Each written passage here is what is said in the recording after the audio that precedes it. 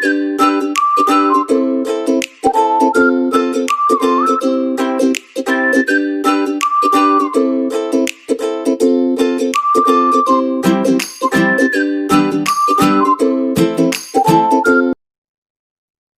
pagi Bapak, Ibu, dan teman-teman terkasih. Pada hari ini kita akan masuk pada kelas online yakni presentasi dari kelompok 11, di mana ini adalah tugas dari mata kuliah Komunitas Basis Gerejani atau lebih dikenal dengan KBG.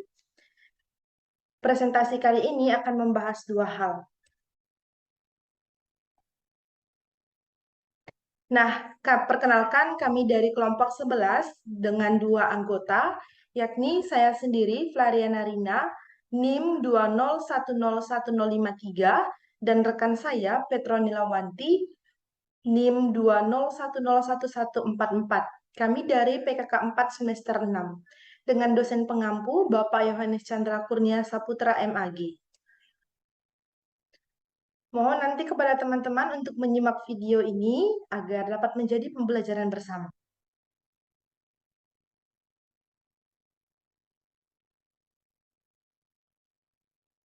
Hari ini akan ada dua hal pokok yang kita bahas, dan itu sangat penting dalam komunitas basis Gerejani. Apa saja itu?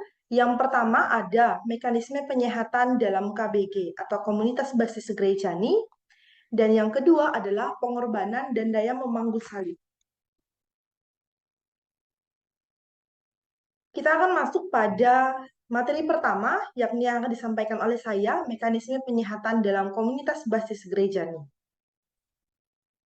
Mekanisme penyehatan dalam komunitas basis Gerejani, menurut Mangunwijaya, halaman 34-47, itu adalah sebuah koreksi, yakni penyehatan kembali dan peremajaan. Dianalogikan atau dicontohkan dengan tubuh manusia, karena dengan adanya kesehatan dalam tubuh manusia yang baik, maka proses segala peremajaan, proses regenerasi itu menjadi lebih baik. Tubuh manusia itu kan sehat karena adanya keprihatinan dari manusia tersebut memperhatikan keadaan tubuhnya.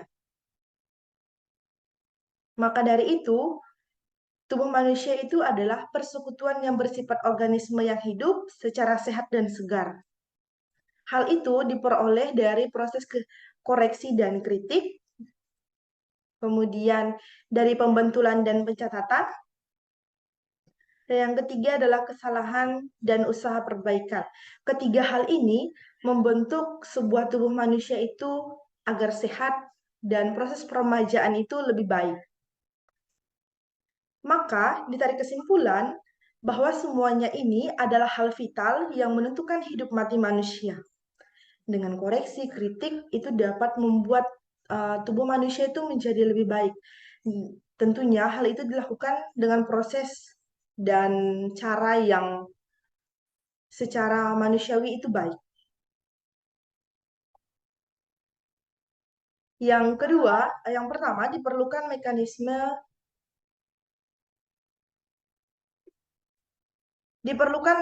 yang pasti dan jelas.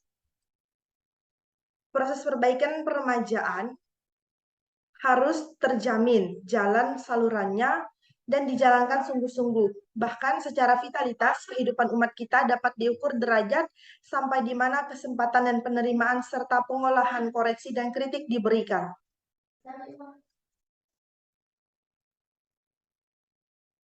Ada tiga hal penting dalam bagian ini, yakni ada yang pertama, benar-benar diakui dan dijamin. Yang kedua, diundang dan disalurkan melalui mekanisme yang mudah. Yang ketiga, teratur dan terus berlangsung serta berkesinambungan atau tidak terputus karena harus ada regenerasi. Hal ini, sistem mekanisme penyehatan peremajaan dibuat berdasarkan kesepakatan, lepas dari persoalan pribadi untuk mencapai kesepakatan umum. Dengan saluran yang diakui bersama, umat dengan mudah dan sederhana tanpa menimbulkan risiko perasaan tersinggung, saling koreksi dan memperbaiki diri untuk menuju peremajaan yang teratur dan periodis. Selanjutnya adalah regenerasi atau proses pemilihan adalah bagian yang terpenting. Yang pertama, dalam setiap tahun setidaknya 2 tahun sekali dalam sebuah organisasi atau perkumpulan kelompok kategorial paroki atau stasi diadakan pertemuan dan pemilihan sebagai peletakan tanggung jawab yang perlu dijalankan. Jadi proses pertemuan dalam sebuah kelompok kategorial dalam lingkungan paroki atau stasi itu diperlukan agar proses tanggung jawab yang diberikan itu berjalan dengan sinkron. Jadi semua orang itu yang tergabung dalam kelompok kategorial dapat memberikan distribusi yang baik dengan tanggung jawab yang baik pula. Yang kedua adalah pemilihan harus dilakukan secara tertutup dan rahasia. Karena cara aklamasi atau lisan secara umum tidaklah baik. Kenapa tidak baik? Mari kita lihat bersama. Mekanisme yang dipilih harus menjadi alat pendidikan agar masyarakat memiliki pendirian pribadi dan tidak hanya ikut-ikutan saja dalam kelompok pelaksana. Hal ini akan memutus ambisi seseorang yang selalu ingin menjadi kepala sebuah organisasi atau menjadi seorang pemimpin. Nah, dalam sebuah kelompok, sikap ambisi itu harus diminimalisir. Karena sikap ambisi seorang yang terlalu tinggi itu dapat memperburuk sebuah kelompok. Maka dari itu, pemilihannya berdasarkan buku Mangunwijaya ini tadi harus dilaksanakan secara tertutup dan rahasia. Karena kan kalau semua umat itu ingin menjadi pemimpin, siapa yang akan menjadi anggotanya? Seorang pemimpin diperoleh karena ketangkasannya dalam bekerja dan mempunyai sikap leader yang tinggi begitu. Selanjutnya adalah proses pemilihan pemimpin harus dilaksanakan secara berkelanjutan dengan bibit-bibit baru agar terus terjadi peremajaan pengurus mengikuti perkembangan zaman dan banyak umat yang dapat belajar bersama. Maka dari itu, mungkin setiap tahun itu bisa diadakan pemilihan pemimpin. Contohnya dalam kelompok kategorial sekami, mungkin tahun ini diadakan pemilihan dan tahun berikutnya selalu diadakan pemilihan. 1 tahun sekali atau 2 tahun sekali itu harus diadakan pemilihan agar setiap generasi itu memiliki pemimpin sesuai dengan perkembangan zaman dan dapat belajar bersama. Selanjutnya adalah pembagian wilayah kelompok. Gugusan merupakan satu sistem penyihatan. Salah satu hal penting dalam mencari sistem yang baik dan efisien atau berlainan menurut situasi dan kondisi adalah tentang pembagian wilayah dan pendaerahan umat melalui gugusan atau kelompok. Nah, jadi dalam mencari sistem yang baik itu tadi, pembagian wilayah itu penting untuk membuat sebuah kelompok. Maka dari itu, paroki juga harus dan sudah membentuknya dalam wilayah atau lingkungan prestasi. Contohnya kan kelompok kategorial itu dibentuk per lingkungan atau stasi begitu kan. Ada OMK, ada SKAMI, ada Bapakat, ada WK-nya. Nah, kelompok-kelompok kategorial itu haruslah berada dalam setiap wilayah atau lingkungan. Selanjutnya adalah pembentukan kelompok haruslah fungsional agar tujuannya yang diinginkan dapat tercapai dengan masing-masing tugas dan tanggung jawab. Nah, ini maksudnya adalah setiap kelompok kategori yang dibentuk itu haruslah fungsional, berjalan sesuai dengan kegunaannya agar setiap rencana yang dicanangkan itu pesertanya itu setiap orang memiliki tanggung jawab yang ia jalankan sesuai dengan yang ia kerjakan. Begitu. Selanjutnya adalah pembentukan kelompok umat. Nah, bagaimana pembentukan kelompok umat? Mari kita lihat dalam penjelasan materi ini. Yang pertama adalah bagian pendidikan, yakni ada guru dan paguyuban kesenian. Yang berikutnya adalah kelompok pengusaha dan perdagangan. Yang selanjutnya adalah kelompok formal dalam gereja, yakni ada WK, OMK, SKAMI, Bapakat, ormas yang diakui oleh pemerintah. Dan yang terakhir adalah seperti Legio Maria dan Kor Gereja yang bukan ormas. Kelompok-kelompok umat ini harus dikontrol oleh seorang pemimpin agar memiliki inventarisasi dan mengenal lebih dalam semua anggota kelompoknya. Contohnya, kita ambil kelompok formal dalam gereja, yakni ada WK, OMK, Sekami, dan Bapakat. Kita dicontoh lebih kecil lagi, kita ambil contohnya OMK atau Sekami, Orang Muda Katolik dan Serikat Kepausan Anak Remaja Misioner. Nah, tentunya kita perlukan seorang pemimpin mereka, ketua sekami, entah itu nanti juga ada pembina, pendamping, animator-animatrisnya.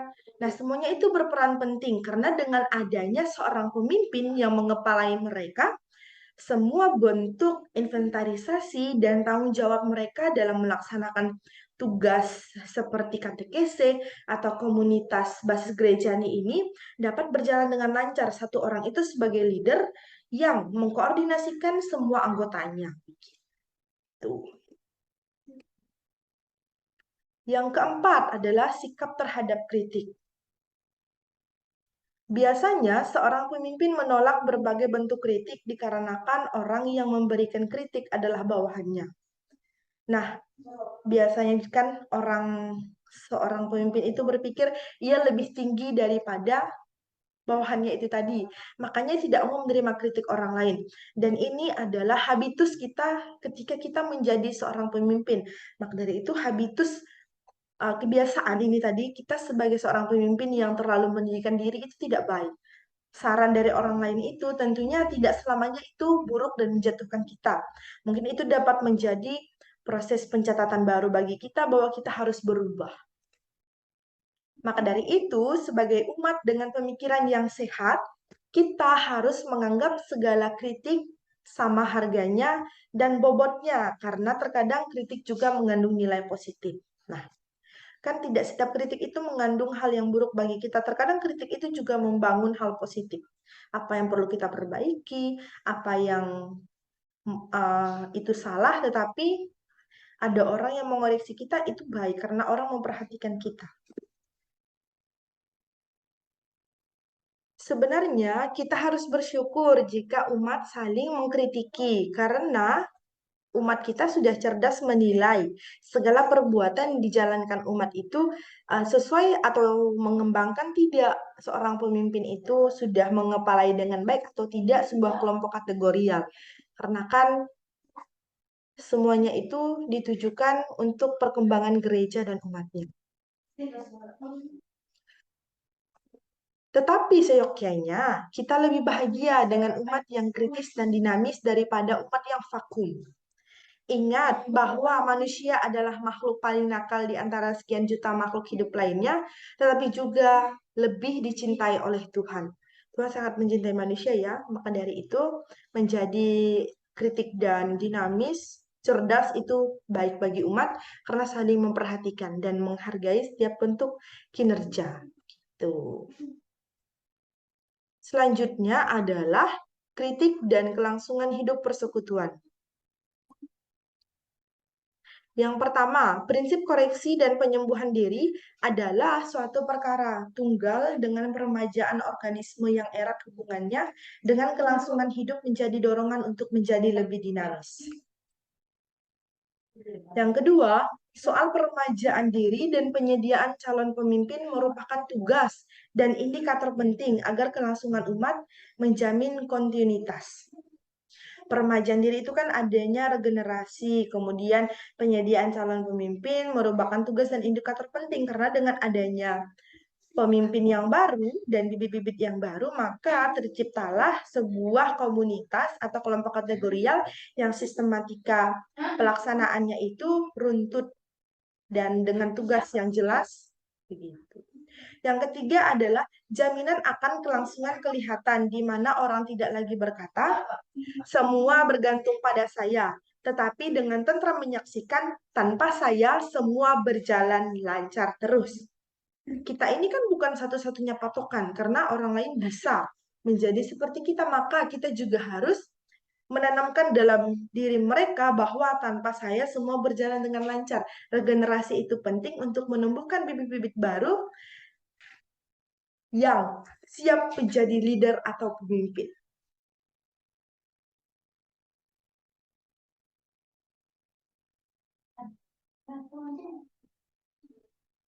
Nah, untuk materi daya pengorbanan Untuk materi daya pengorbanan dan memanggul salib akan dijelaskan oleh rekan saya, Petroni Lawanti. Mohon untuk menyimak lagi ya Bapak Ibu. Mohon untuk menyimak lagi ya Bapak Ibu. Tetap semangat. Sampai jumpa.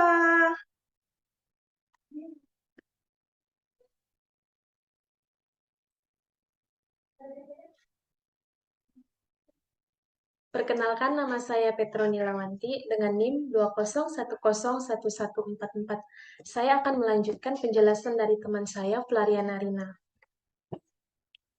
Di sini saya akan menjelaskan bagaimana sih daya pengorbanan dan memanggul salib. Nah, ini adalah salah satu contohnya untuk kita manusia, bagaimana kita manusia memanggul salib. Dan Yesus tidak akan meninggalkan kita untuk memanggul salib dan ia selalu menopang kita.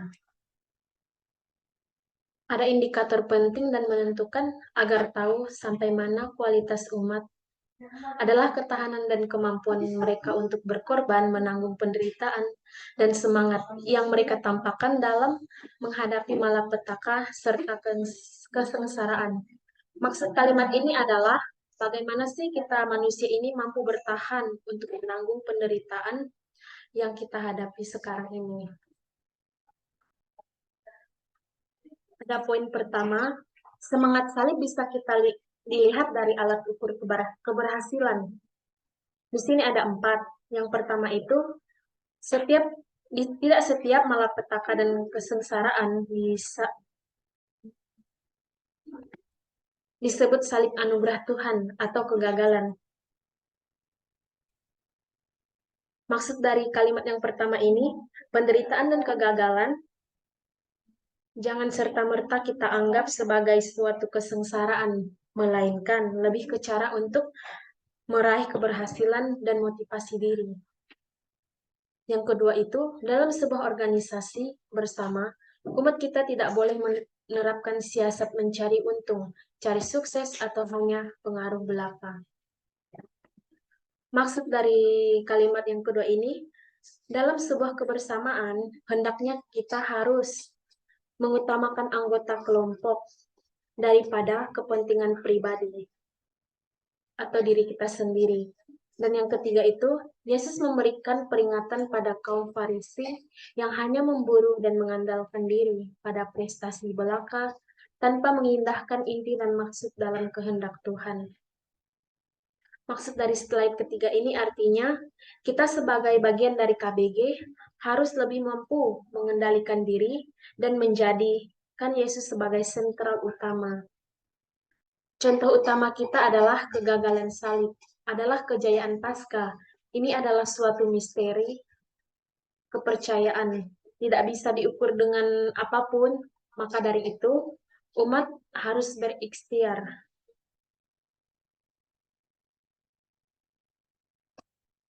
Selanjutnya, semangat salib bisa dilihat dari alat ukur keberhasilan. Yang pertama itu, umat adalah Yesus Kristus yang disalibkan. Kejayaan Paskah mengandalkan Tuhan, salib Golgota sebagai prasyarat mutlak. Artinya, penderitaan Yesus di Bukit Golgota itu sebagai puncak kemenangan bagi kita sebagai umat manusia. Yang kedua, kepercayaan dan kebudayaan umat umumnya meminta mental dan metode pengelolaan beserta penilaian atau evaluasi dan revaluasi. Artinya, harus ada peninjauan kembali dan hubungan timbal balik. Seorang pemimpin harus memiliki kejujuran berpikir kritis, meneropong pekerjaan umatnya yang diukur dengan maksud terdalam dari Injil semurni mungkin. Artinya, kita sebagai pemimpin. Ungkapan ini sebagai penologi, berpikir, bekerja, dan bertahanlah seolah Tuhan dan Kristus beserta Roh Kudus tidak ada. Dan seolah-olah segalanya tergantung pada usahamu sendiri. Tetapi dari semua hal ini, serahkanlah segalanya kepada kemurahan Allah.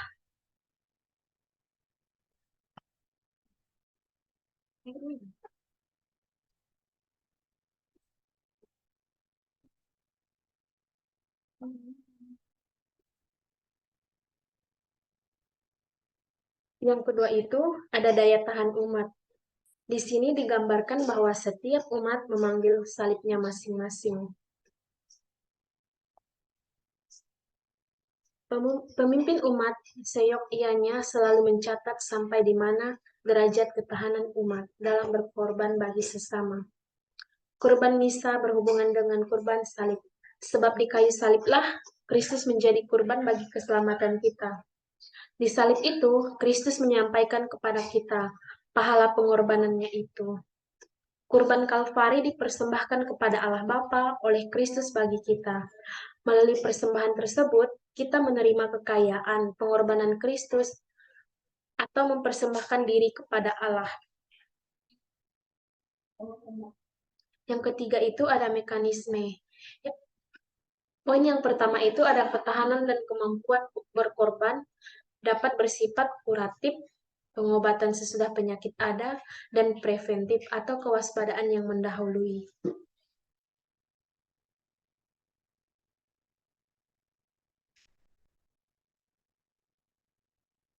Yang kedua itu ada sistem dan mekanisme sudah harus ada sebelum ketahanan diuji secara maksimal kepada umat.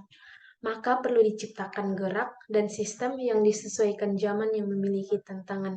Dan yang ketiga itu ada umat harus lebih peduli pada sesama dan saling meringankan beban untuk meningkatkan rasa berkorban.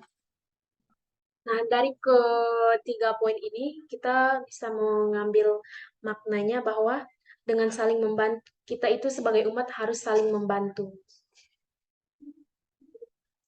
Yang keempat itu ketahanan dan semangat rela berkorban.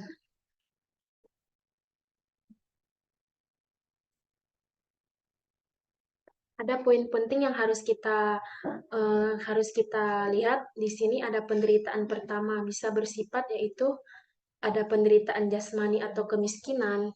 Yang kedua penderitaan sakit atau cacat. Yang ketiga keadaan lanjut usia dan lemah. Penderitaan dapat juga berupa kejiwaan ataupun perasaan peduli pada sesama, ikut merasakan penderitaan orang lain atau yang dialami orang lain.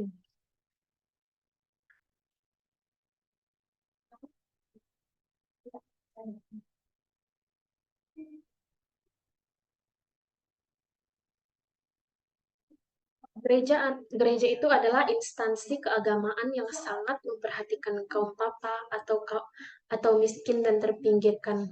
Maka dari itu, paroki dan lingkungan harus memperhatikan keadaan umat dengan memberikan perhatian dan derma bagi mereka yang memerlukan bantuan. Disinilah peran semua umat dihidupkan kembali. Artinya, semua umat itu harus peduli terhadap sesamanya. Nah, bagian yang kelima adalah ketahanan dan semangat rela berkorban tetap menjadi hamba dan pelayan yang rendah hati. Usaha kegagalan hendaknya tidak disamakan dengan usaha kesuksesan. Mengapa? Karena kegagalan setiap orang itu berbeda, demikian pula kesuksesan setiap orang itu berbeda. Setiap hal yang terjadi dalam diri manusia itu memiliki perbedaan, maka dari itu, hendaknya kegagalan dan kesuksesan tidak disamaratakan. Penilaian ilahi tetaplah hak serta rahasia Tuhan pribadi. Penilaian diri manusia itu adalah penilaian yang dari Tuhan langsung dan itu dilakukan secara pribadi antara manusia dengan Tuhannya. Hanya Tuhan sendirilah yang menilai umatnya, pemimpin dan gembala-gembalanya, mana yang berkenan sukses dan gagal di mata Tuhan. Jadi seorang pemimpin yang mengembalakan juga kesuksesan dan kegagalannya hanya Tuhan yang bisa menentukan. Sebaiknya seorang pemimpin atau gembala selalu merasa rendah diri di hadapan Allah dan manusia. Kenapa demikian? Karena sudah tertulis dalam kitab suci, barang siapa ingin menjadi besar di antara kamu, hendaklah ia menjadi hambamu. Sama seperti anak manusia yang datang bukan untuk dilayani, melainkan melayani dan memberikan nyawanya menjadi tebusan bagi banyak orang. Nah, artinya seorang pemimpin itu tidak boleh terlalu meninggikan dirinya.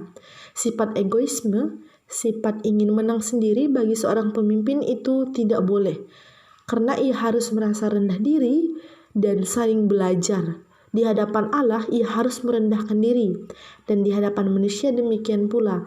Karena manusia ini adalah manusia yang terus belajar, bahwa kita harus menerapkan di atas langit itu masih ada langit, dan sentral utama dalam menjadi seorang pemimpin itu adalah Sang Gembala Agung, yakni Allah yang Maha Tinggi.